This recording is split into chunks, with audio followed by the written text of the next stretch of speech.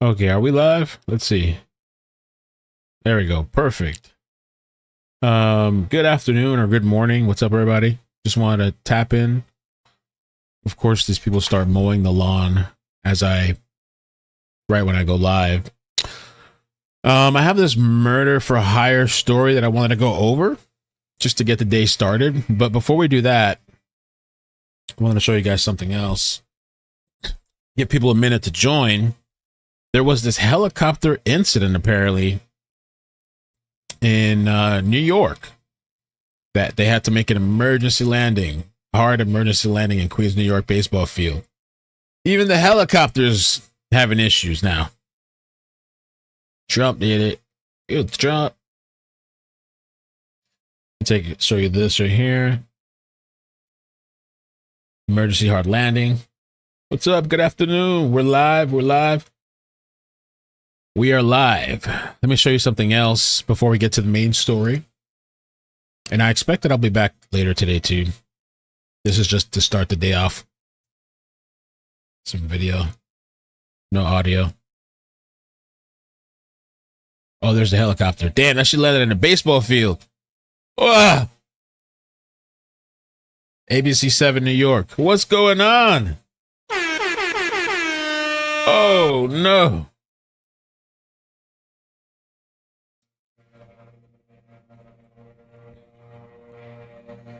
And let me see. Do we have notifications? We've done so many live streams, I can't even keep track anymore. We do have a notification. Amazing. So yeah, so this helicopter had to land in the middle of a baseball field in New York.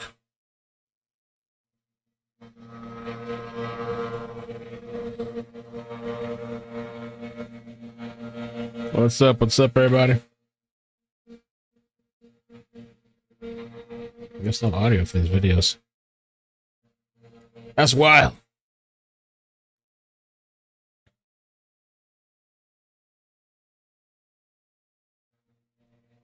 Maybe it's China. China! So there's this, we're going to listen to this press conference. It was really hard to find this press conference. And it looks like they kind of screwed up recording it. But there was these 5 people that were arrested. Where's the pictures at? 5 people arrested. This is the victim right here, Yesenia Torres. She was a businesswoman. And she was murdered in a murder for hire plot. It's all on video. This was in California, San Bernardino. She was a businesswoman, 44 years old. And she was murdered, and I'm going to show you the video in a minute. She was murdered right in front of this Burger Point restaurant. And Torres collapsed at the doorway, and she was later pronounced dead. It was really sad because you see her fight for her life. She didn't just give up. She didn't cave in. She fought to the end, to the death.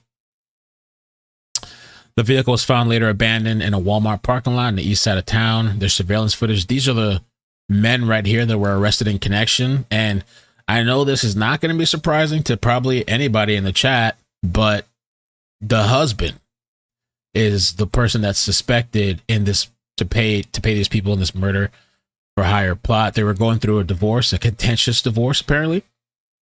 And their assets apparently were in the millions. And I don't understand why people do this. It's like the dumbest thing to me. Like, how do these people, why did this guy think this was a good idea? You know, to hire all these people, kill his wife, and then what, he thought he was going to get the rest of or get all the assets, I guess. It just ridiculous. So, let me show you guys. I'll play the video 2 times. So let me just show you right now. And I think this video, they cut it off right before I think he starts shooting, but you can see like the interaction. Actually, I'll zoom it in for you guys. Let me just kind of make it a little bit easier to see. This happened on 1/10/2025, but they're talking about it now. There's no audio. So she comes out of the restaurant. She came out of the restaurant. She's walking, but you see here, let me see, where did this guy come from?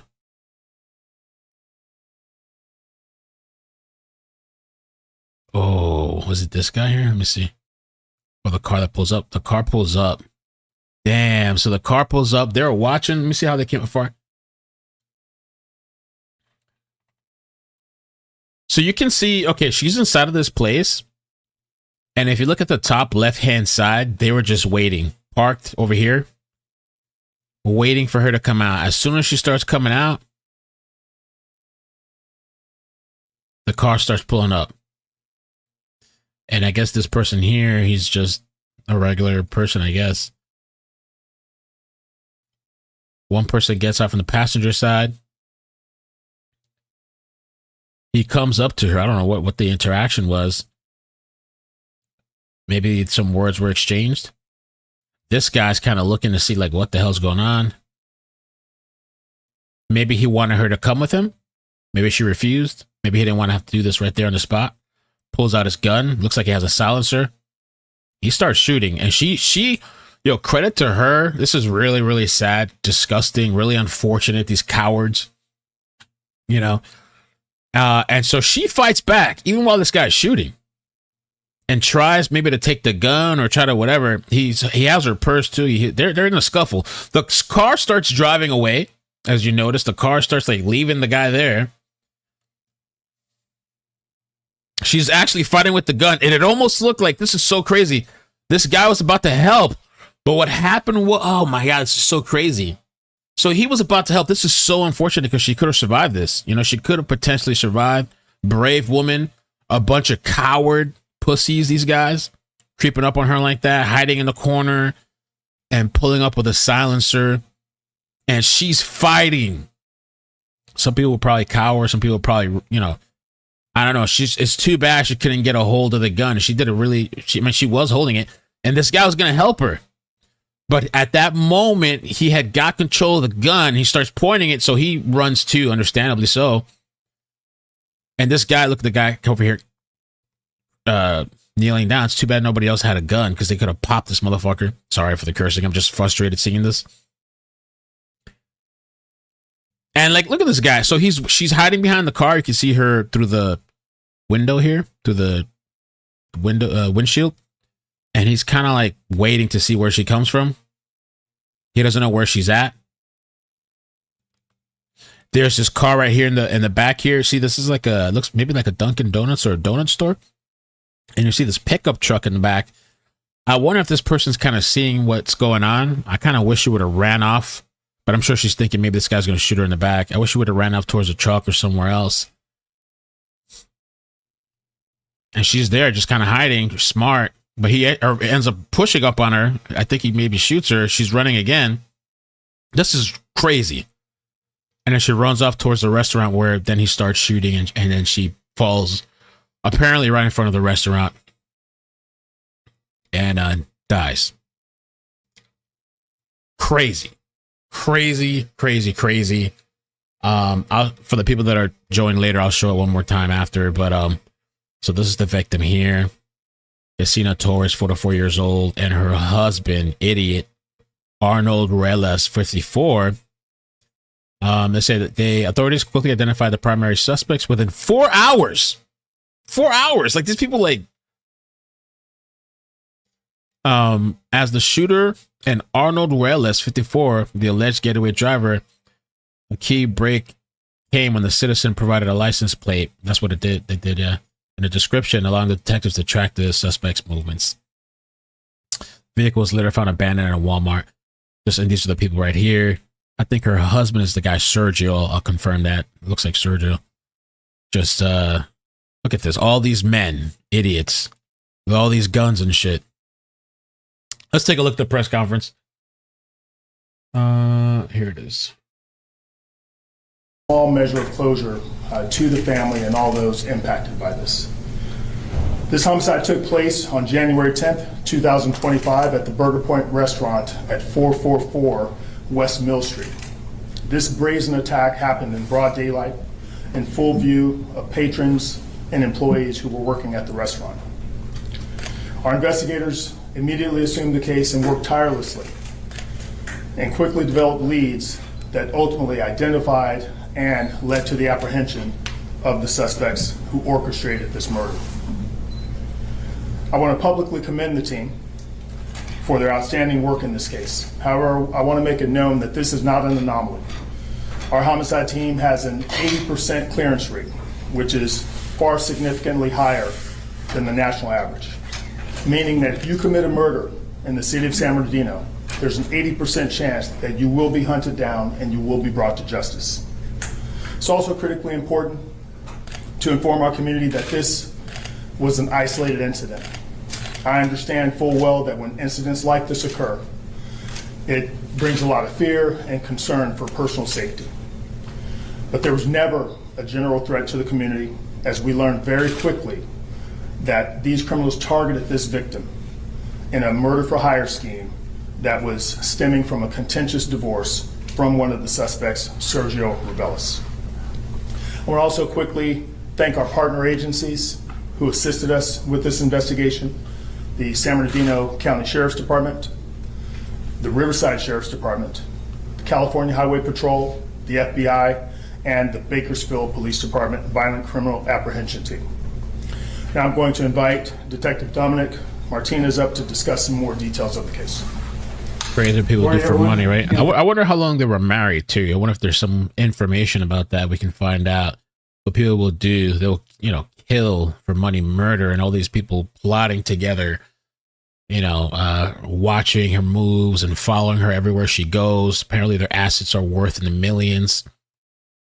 And because they had some type of contentious divorce, I'm thinking this guy, either wanted to collect the assets, or maybe he just felt, if I can't have you, nobody can have you. And he has to hire four people to come up with this plot. Thank you guys for being here. We're going to start off by playing the initial video that we had to start our investigation off. As my chief said, it was at the Burger Point here in San Bernardino in the 400 block of West Mill Street.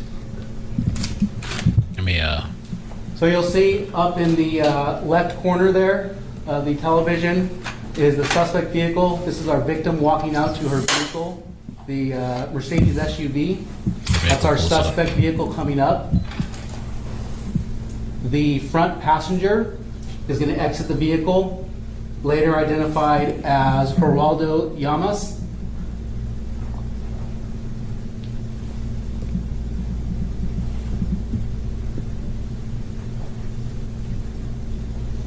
During this time, there's some sort of conversation going on. He's asking for her purse, gets a hold of her purse. You see he does have a firearm in his hand. He does make an attempt to shoot at her. The victim was able to fight back. And I wonder if the purse thing was for the story to potentially be, oh, this is an attempted robbery. And so robbery gone wrong. That's what happened. It wasn't a murder for hire type of thing. Maybe they wanted to flip it like that. There's still a struggle over the firearm. You'll see some citizens did attempt to help her out, but who were also shot at. Really unfortunate. Brave guy. Really, really unfortunate. There was a total I wish somebody would have ran this guy over. Just fucking took the car. The guy in Dunkin' Donuts with that pickup truck. Come around the corner, just doo-doo. Of 9 rounds shot at the victim, with one expanded casing, which was from the gun jamming when the victim was fighting back. And chasing around the vehicle, firing multiple times at her. At this point, the victim does make an attempt to run inside the business for safety. Unfortunately, she was struck, slowed her down, and the suspect again shot her an additional time with a fatal wound. When officers arrived on scene, they located her in the doorway, unresponsive. She was immediately pronounced deceased by paramedics. There was a citizen who was able to provide us a license plate and description of the vehicle that the suspects had fled in. And then we were also given this video surveillance immediately, which assisted greatly in the investigation. Later on during the investigation, we located this SUV, being the suspect SUV, abandoned on the east side of town in the Walmart parking lot. Surveillance in the local area was checked. The suspects had then got into a second vehicle, which was located at another business. There we saw that the suspects had changed their clothing and went inside a business for a short amount of time, got in the second vehicle, and fled the area. Second vehicle. Within approximately 4 hours, we had both suspects identified. The shooter, Gerardo Llamas, the driver, Arnaldo Ruelas, were ID'd as our suspects.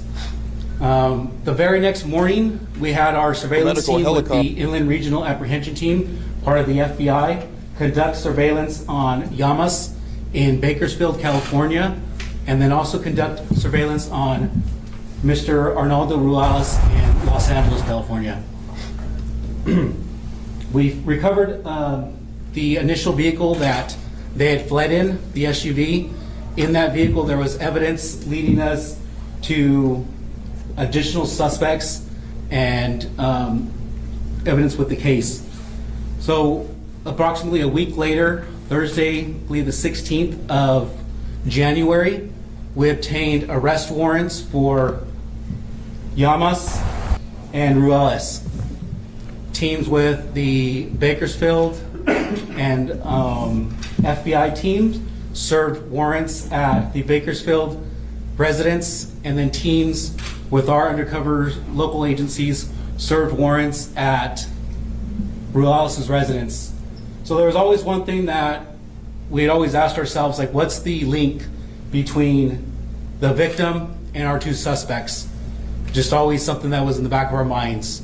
So looking at further evidence that was recovered during the initial search warrant of the vehicle and following up on leads on these gentlemen, we determined that the third suspect, Reynaldo Ruelas, was the brother of Arnaldo Ruelas.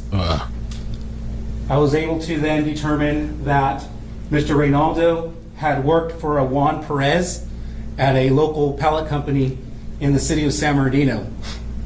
The pallet company that he ran was owned by our victim, Ms. Torres, and her husband, Sergio Reveles.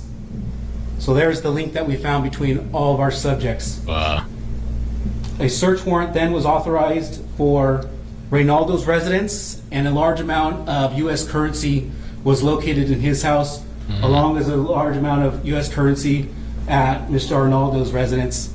Additionally, the suspect, Llamas, currency was located at his residence and on his person. Also, the clothing and additional evidence related to the investigation was located at each suspect's residence. So we did end up talking to each of the individuals, and then we ended up getting a lead to Mr. Perez and then Mr. Reveles. From there, we served a 7-location search warrant on businesses and residents related to all the individuals involved. There we were assisted by the FBI, CHP, Riverside Sheriff's, San Bernardino County Sheriff's Department. During those search warrants, there was evidence related to the crime recovered, to include large amounts of money, over $200,000 in cash, and numerous firearms. The subjects were later arrested and booked for the murder of Yesenia Torres. So all subjects, all 5 suspects, are currently in custody for her murder.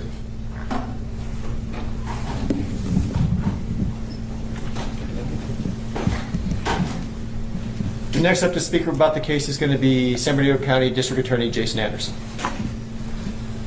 Thank you. Good morning. As a result of the investigation that the chief and detective have talked about, when this case was turned over to our office, the initial arrest of the first 3 defendants was on January the 16th.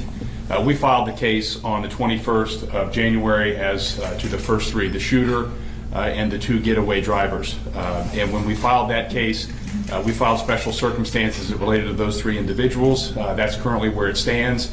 As a result of the continued investigation that San Bernardino Police Department engaged in and the other agencies, the 2 additional suspects were arrested on February the 13th.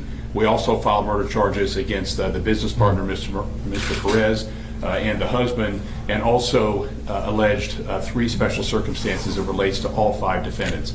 And so currently what they're each looking at is a count of murder with all the special circumstances that would include lying in wait, financial gain, and the crime committed in the commission of a robbery. And that's currently how we'll proceed. I want to be very, very clear that any time the DA's office talks about these matters, There's only so much that we can go into just to give you the logistics of what we filed, when we filed it, why we filed it. Each of these individuals are innocent until proven guilty. That's the protections that they have in this country, and we're glad for that. The next hearing, as it relates to all 5 of the defendants, will be on March the 14th. We were fortunate that we were able to link up all 5, even though the arrest and the charges happened at separate times. We will proceed on this matter as is currently alleged, with the potential of special circumstances as a result of some of the facts that you've heard here, and obviously the tragedy and travesty of having an individual that was essentially assassinated at one of her favorite eateries in San Bernardino. Is a very, very sad case. So yeah, this issue was well known out there too. Guys are about to start another live stream and check out what's going on with some breaking news. But yeah, I wanted to cover this and bring some attention to this crazy situation. And so close to her almost surviving this encounter. Insane. I commend the department here, specifically Chief Goodman, his team, everybody who worked on this case. It was an unbelievably tireless effort because you could sense all along that there had to be more to the story. We believe that we've actually encapsulated the entire story, but their diligent work to go from January 10th until February the 13th to be able to get 5 defendants in one case with the evidence that they presented to us that is the result of the charges. I commend their agency and everybody else who was involved in it, and particularly witnesses who came forward very early on and were willing to give statements and try to make identifications, and ultimately that led to the arrest of all 5 of those. So just appreciate your time this morning and allow us to explain who we charge and why we charge it and the theories going forward. Sergeant Sawyer. All right, at this time, we can field a few questions if anybody has any. All right, I'm going to transfer you guys over to, there's a bomb threat happening currently right now, Kennedy Center. So I'm just going to transfer you guys over. Let's hang out. Let's check out the details about what's going on with that story. Please hit the like button on this stream and the new stream that we're going to. I'll drop the link in the chat. Consider signing up to the mailing list. Drop the link in the chat. Also, data seal. Let's teleport. Hopefully teleportation works. Let's go.